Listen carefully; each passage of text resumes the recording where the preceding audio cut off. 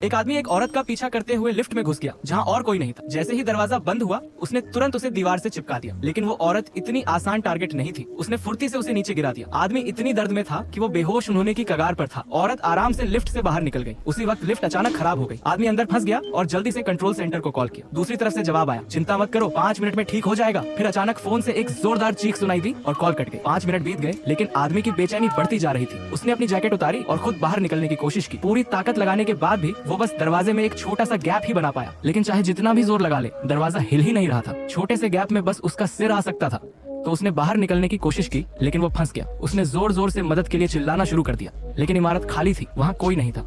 डर और घबराहट उस पर हावी होने लगे। तभी उसकी वाइफ का फोन आया। उसने घबराते हुए कहा, कोई हमारे दरवाजे पर दस्तक दे रहा है। आदमी ने उसे शांत रहने को कहा। पुलिस को कॉल करो और दरवाजा मत खोलो। उधर आदमी अब भी लिफ्ट में फंसा था और कोई उसे बचाने नहीं आ रहा था। कुछ देर बाद वाइफ ने फिर फोन किया, शायद ये टेररिस्ट अटैक है, सब कुछ तबाह हो रहा है। आदमी ने तुरंत न्यूज चेक की। उसकी वाइफ सही कह रही थी, बाहर अफरा तफरी मची हुई थी। तभी उसने देखा कि लिफ्ट के पास से लोग भाग रहे हैं, लेकिन कोई उसकी मदद की तरफ ध्यान नहीं दे रहा था। फिर उसने वही औरत देखी जिसने पहले उसे हराया था। वो गिर पड़ी थी। उसका चेहरा डर से सफेद था। वो लिफ्ट की तरफ घिसटती हुई आ रही थी, लेकिन कोई चीज उसे पीछे खींच रही थी।